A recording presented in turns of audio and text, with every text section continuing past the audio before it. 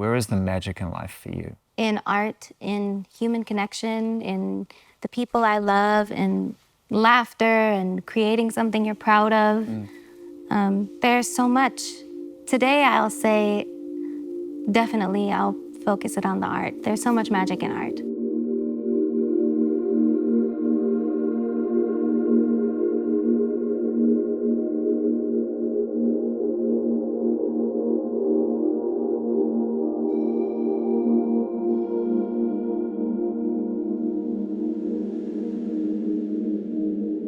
It's so good to see you in person. I know. Look at this place. This is like, I don't know, this is some kind of magic dreamscape overlooking New York. Did you ever think you'd spend as much time in New York when you were a kid? I love, being so close to theater. When I used to come visit with my mom when I was little and my best friend Erin, we would see as many shows as we could every weekend. We would go to dinner and a show, or a matinee and then dinner and a show, and it was just the best. New York energy is so different, you know? They're great memories as well, getting to spend time with your parents at an age where you get to kind of enjoy that before your identity takes over and New York becomes yours, it's kind of theirs. Yeah. What's one of your favorite memories about the time you spent with your mum before you decided to go out on your own and ended up here?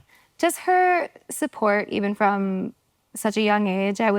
She would fly me in from Boca to audition for Broadway shows, and, I believed in it, so she supported me, and she never pushed me. She always was just kind of very supportive. And it's really happening right now. That must be extra specially sweet for you to have done so much work and completed this, era with Wicked. Yeah. To be able to kind of trace it back to that moment. Because I'm sure she's super proud of everything that you've achieved, and the music is a big part of that. But for her to know that those trips to New York and those trips to Broadway and those matinees kind of led you back to that place in a strange way.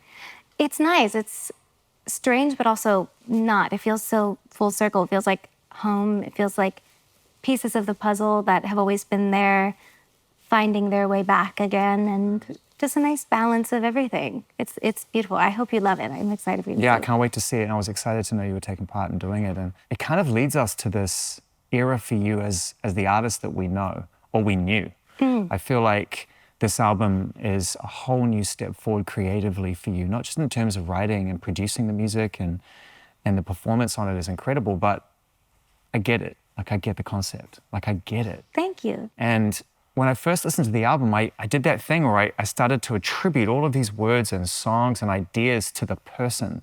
And then I was like, wait a minute, there's space and freedom to write within a concept, to push it even further. Is that kind of part of what motivated you to want to do it in a more conceptual way? Yeah, I think so. That's very protective and observant and caring of you to say. I think there's such a freedom within art in general, because you really can pull from anywhere. You can pull from your truth, you can pull from a concept, you can pull from a film, from a story you're telling, from a story about a relationship that a friend told you, from, art is really, it can come from anywhere. Yeah, finding a home in Eternal Sunshine was a lovely costume to wear, I think, for this project. Because when we hear songs now, I think, we jump on the timelines and we start attributing all of these things, and then they don't become songs anymore. They become lines and headlines and lyrics and words, and they stop being songs. And it's almost become kind of treacherous, I think, to tell the truth in music, because it stops being about the music so quickly. I think it depends where you look, though. I really do think that, yes, that is there, and that kind of noise has always been there in certain ways, in different ways, and I think now with social media it's definitely more present or more available.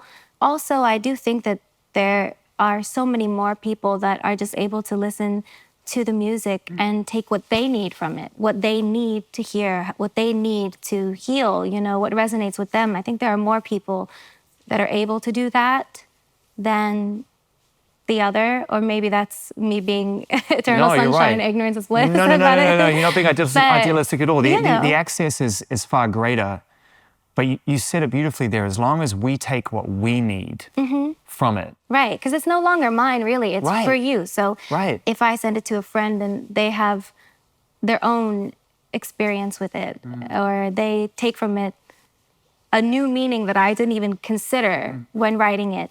That's, the beauty of it. It's not really mine anymore. That's why that's when it clicked for me when I was listening to it, and I thought, okay, it starts with a question and it ends with an answer. Yes. Right? The question is, how do I know if I'm in the right relationship, if I've found the right person? And it ends with the most timeless piece of advice that anyone with any wisdom will give you, which is, don't forget about the little things. When did you realize that the album had that question, but you also had the answer at the end?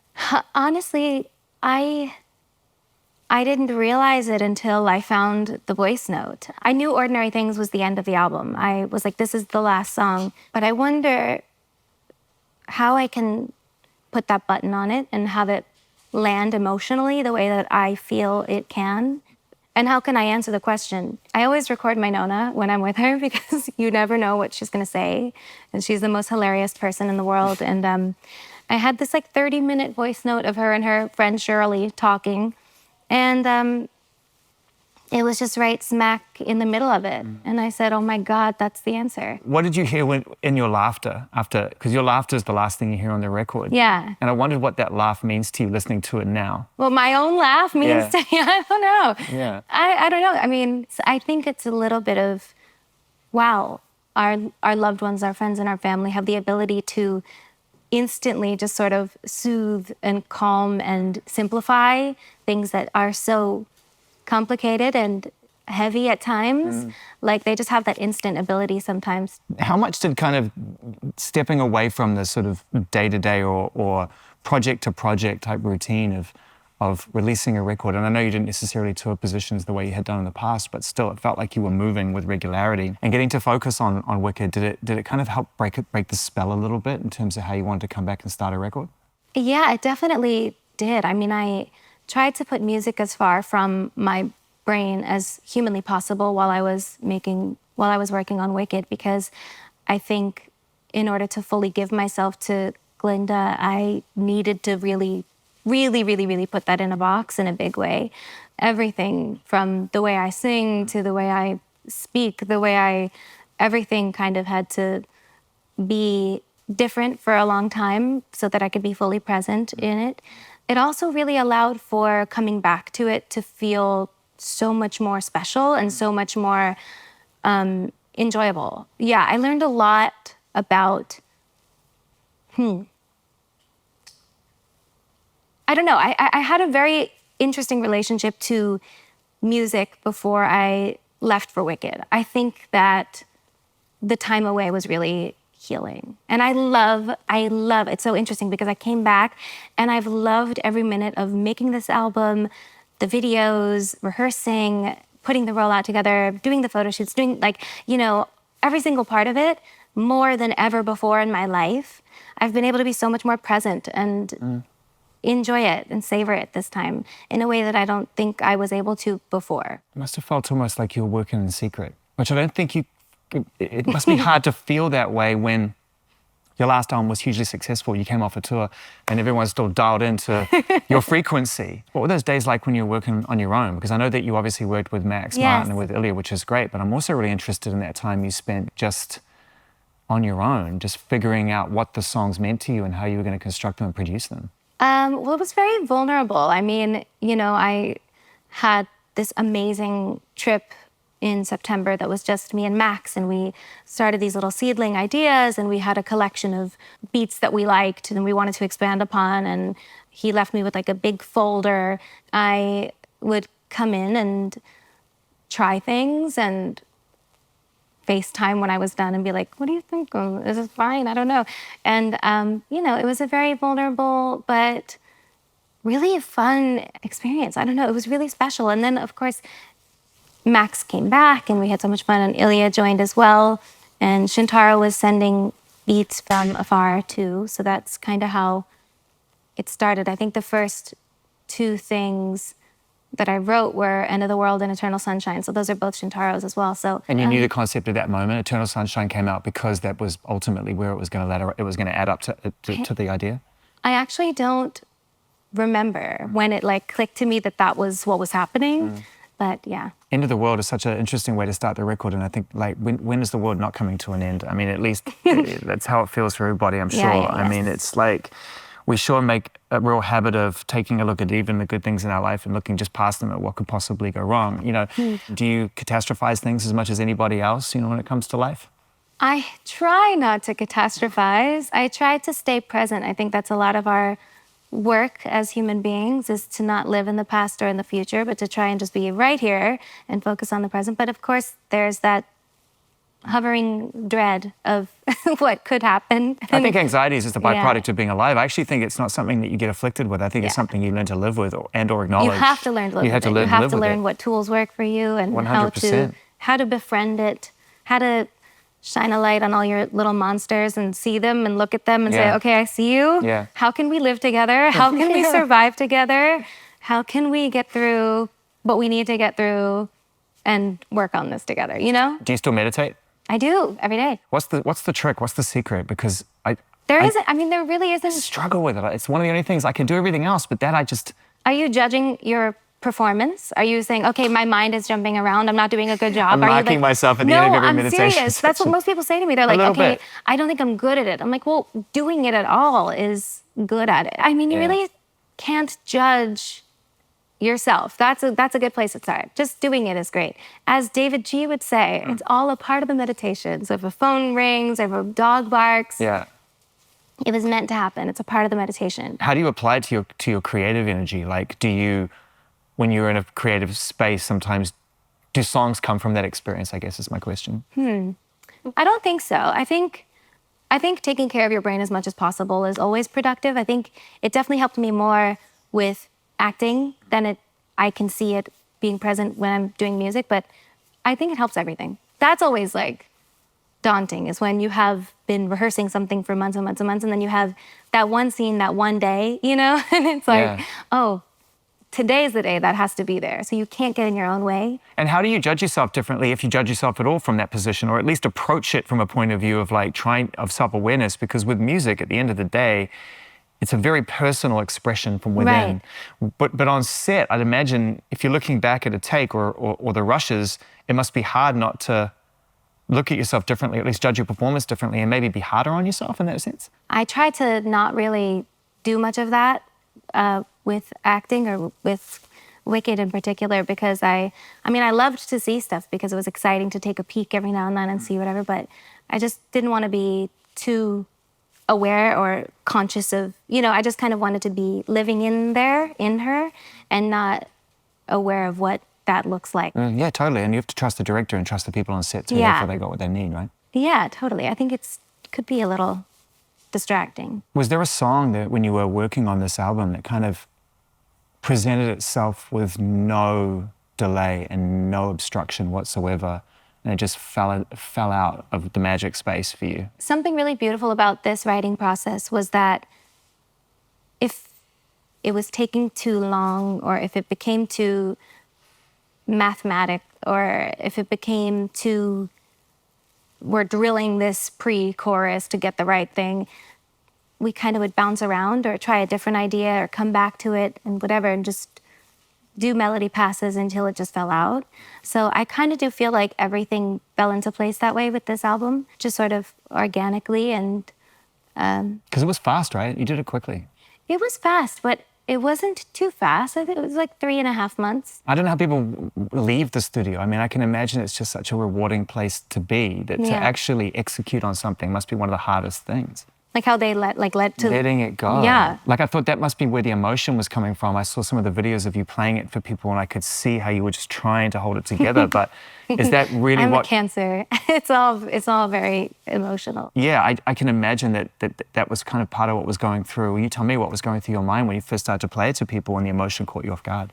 I think I've been doing this a long time with the same team from Republic Records, and I love them all so much. You know how many times I've called Monty and Wendy and Joe and Avery and Tahir and Rappo and Donna to hear a record, to hear a song. This is my 7th time. It's just a long time to be doing this, and I think this is the first time that I have felt truly present for it and able to enjoy it the way that we were talking about before.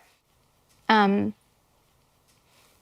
that was emotional, you know? It was just like a beautiful thing to see these faces of people that I love and have worked with and survived so much with for so long. Yeah. And this is like our first time that we've done this, that it's felt this way for me, and also that I've been able to give my all to it this way, even to do like interviews and stuff. I don't really do that kind of stuff, but I'm like excited to. Does that make sense? I'm excited. I'm like proud and grateful, and I feel like, oh my goodness, what a gift to be able to make this art. And for so long, I think I was in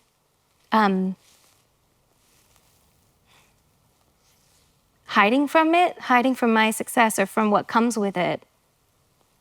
And it was really impacting my ability to be able to love what I do for a long time. Oh my God, I don't want to get choked up, but yeah, it was really making me resentful, I think, for a little bit of time. And I don't feel that way anymore. I'm so I happy feel like I'm able hear to that. let go of that Yeah. and enjoy it. And I feel really proud and grateful for that. Sorry to like go there, but it feels very different. I think that's why I was so choked up, even just playing them the songs, because I was like, whoa, this feels so different this time. What was really hard for us as fans was to see this thing that you were giving to us as a gift, to your point, feel like it was soundtracking these tough times. And I wouldn't have blamed you if you hadn't made a record for a long time.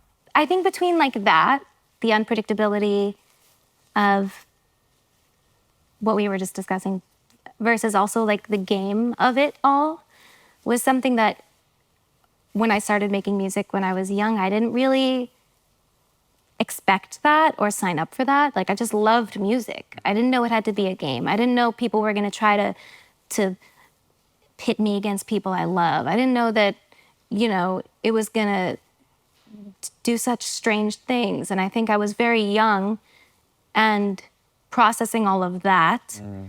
I kind of married that to music in my head for a while. I was like, oh, well, I can't continue doing that. I was talking to someone else who's made an album which is deeply rooted in Love Lost very recently.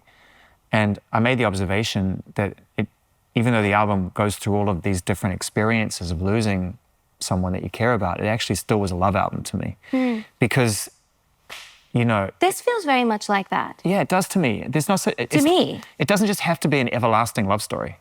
Love is complicated. Showcasing both sides of it is kind of what I tried my very best to balance in the music is, you know, this feeling can be true and this feeling can also be true simultaneously. And I think that's something that we can ignore sometimes. You know what really helps you face it down is Saturn's Return. Oh, yeah. I remember mine super well. Do you? Yeah, I do. And it's a unique experience because it's almost a mathematically perfect equation, but is unique to everybody else. It's like one of those things that is a planetary alignment that really should put us all in some grid, but it's not like that. It's super individual and it applies itself like magic to everyone's life. So, Ari, what was your Saturn's Return like? Oh my gosh.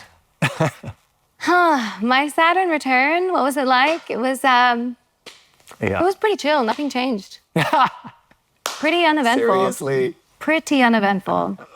Nothing, I can't think of a thing that changed about my life. You don't have to go into specifics, but from a personal level, how did you grow? In all seriousness, I think I kind of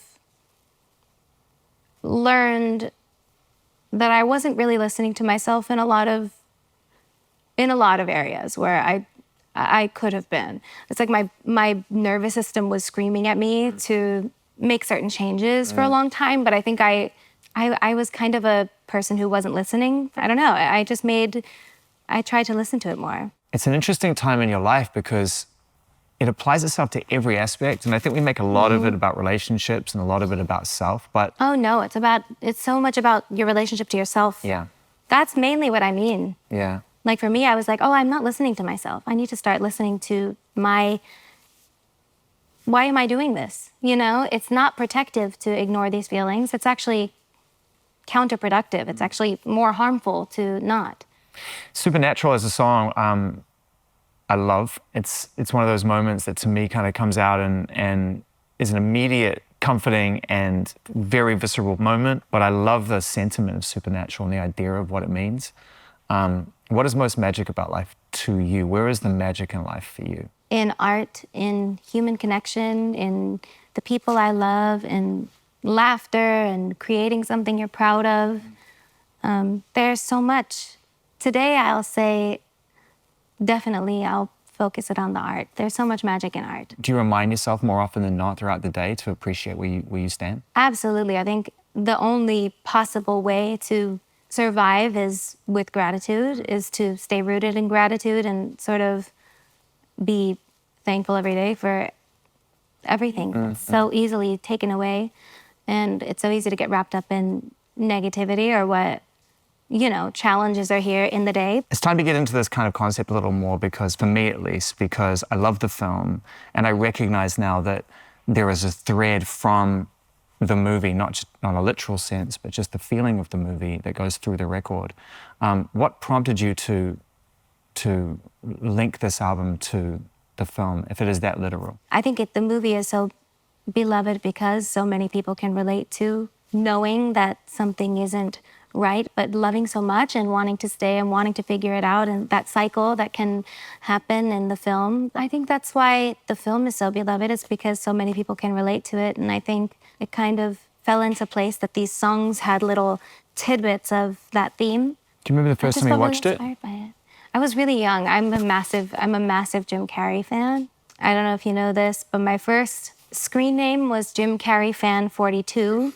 So I was definitely very young. Yeah. It's always been a favorite of mine. What's it been like meeting him? Thrilling. He's even better. You know how sometimes you get nervous to meet your people because you never know how they're going to be and it's very scary? He couldn't be better. I love him so much more after meeting him and working with him on Kidding. What's Max Martin like? I just want to meet him. He's like the biggest mystery, the most successful pop producer. He just turned into an absolute child. That's my favorite thing. What's Max Martin like? No, he's the best person in the world. I think who he is who he is as a human being, and the fact that like his success and all that he's done hasn't at all inflated his ego or his humanness. Like, he's just the coolest guy ever. He's so nice. He's kind to every single person he encounters. And he's nurturing in the studio. Like, how does he get the truth? Like, how does he get those performances and that truth out and yet make it feel like it's my life? He's very thoughtful when it comes to things like that, because usually I'll go too far. Like, I'll spill way too, I'll be way too, I like to write like no one's ever going to hear it, ever. And then sometimes I want to dial it back or change things or redo things. And he's got such an amazing ability to ride that balance and know what people need to hear and what I need to say too. Like, he'll stand up for me. He'll be like, no, you deserve to say that. And he'll also know that, like, hey, you can say that in a way that's not going to distract people from the song. 100%. Or he'll be like, this is more aligned with the Ari. You know what I mean? He's amazing. But we had such an amazing and therapeutic time together. We walked to work together every day. You did? Yeah, we'd walk on the High Line. It was so fun. Long days too. Yeah. And then we'd like have a glass of wine and sit there and listen to what we did and like laugh, and it was just the best. Can you disappear here? Can you walk the High Line and just disappear? Literally anywhere in New York. It's so funny. It's really funny. I just walk around if I have like a little beanie or hat, and I love it. I need it. Like, and that's what I loved about London so much, was I got to do that every single weekend. And it's nice to just be able to explore and roam around. And it's New York. Everyone lives in New York. Everyone's used to seeing people in New York. I think about True Story, and what I love about that song is how playful it is and how it leans into the idea of like what is real and what's not. Like, you called it True Story, but I actually not sure if it is. It's an untrue story based on all untrue events. Exactly. It sets up the boy's mind, obviously. It's kind of like, okay, I'll play the bad girl. Now here's your bad girl anthem. That's why they're in that order on the track list. The Boy Is Mine. I mean, the original's a classic. Yes, I love that song. I've always like wanted to reimagine that song in some kind of way. Why on this album? Where were you when you came up with the idea of wanting to add to that? When I saw my fans' reaction to Fantasize, because they love it so much. So this one was an extension of that. In a way, I think I kind of was like, this is a very bad idea, I think, but there is a large group of my fans that really, they do love a bad girl anthem, and this is kind of, I think, an elevated version of that. It's kind of pop's job to some degree to be provocateur. Right, and to be an escape in some way. But yeah, I thank you. I'm glad that you love it. Did you work on that one on your own as well, or did you work on? No, that was Max and I. That was our first trip. That was one of the first ideas that we started. Everything fell into place with that tempo change, though. Yeah. And once he did that, I was like, oh, this is a problem. Did it feel like the album was really reality when a song like that shows up? It's like, okay, now I've got to find a bunch to go around it because it can't just sit on its own. Yeah, the first that Max and I did together was Don't Want to Break Up Again. And the second we did together was The Boy Is Mine. And once we had those, we kind of couldn't believe that they happened so quickly. And we were just kind of like, oh, we might be making something. You know, when I listened to your vocals on the record, and obviously being a fan of you as a performer as well as a writer and a producer and an artist in general, is that hearing you sing often, I get to explore with you your range and find where you can take it emotionally. Yet on this record, I feel like you, and I don't know if it was on purpose, I'd love to get your take on it, but the performance feels like you chose those moments very deliberately, and a lot of the time you just let the writing kind of be at the forefront. Thank you. Yeah, that's actually super intentional. I love to be discerning with how much I want to go there vocally. It's one of my favorite things is to watch girls just like sing down. But I kind of am very discerning with what moments I decide to go there. We Can't Be Friends on that song, which is kind of like a sort of classic sort of emotive dance floor moment where you're sort of dancing to something. Yes. And I can't quite tell whether it's sort of final or it's flirty, and maybe that's the point about that song as to whether or not it's like, well, we can't be friends, or it's like, we can never be friends. How does it fit into the concept overall? It fits the concept, I think, in a different way for me than it does for most of my friends and most of my family and people who have listened, and they all sort of interpret it a little bit differently, which I love about that song because I think it can be applied to any kind of relationship, really. Again, especially when you see the video, I think you'll understand the importance of it, especially being the second single as well. The video that we made for We Can't Be Friends really, to me, is the album in a video.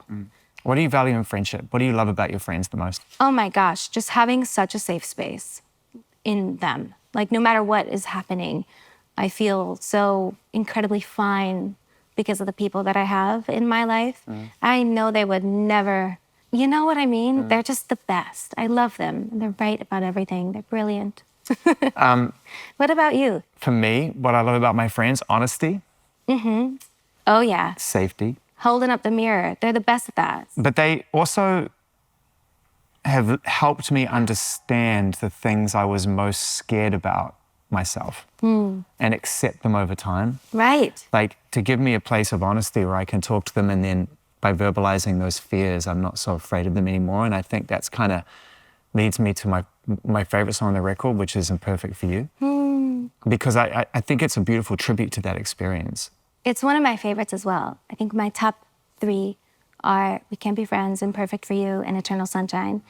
But I think the most beautiful thing about Imperfect for You is that we all know those people that we feel that way about and that we are so lucky to have because they see it all, they hold space for it all, and it fits in their imperfections too. Like, we're so lucky to have friends, family, loved ones that are just so accepting and real with us no matter what. It's like such an important song in my opinion because we live in a time where everything is boiled down, but that song kind of demands room for nuance and humanness and complexity that we're so used to like being stripped of these days. Will you find the time and have the energy to want to tour this album? I miss doing shows. I really do. If there's a chance to in between the Wickeds or right after the Wickeds, I will, of course, do my best to do it. I think I just have to sort of, like my relationship to music, I have to redefine my relationship to doing shows because I think that's something that suffered a lot as well because of my own trauma, my own sort of like lack of boundaries when I was younger. I think it allowed for me to sort of have an anxious association with it. But I think that was where I was. So being here now and kind of, I look forward to it. I'm excited to redefine my relationship to touring and to doing shows when time allows. But it is something that I'm like, yes, I would love to. I just don't know when. I appreciate that this album to me is a really great example of what happens when somebody takes the concept of what's going on internally and goes beyond that and builds a world that's bigger than just your own personal experience. That's what concepts are. And I think you've done an incredible job. I appreciate you seeing this through. Thank you.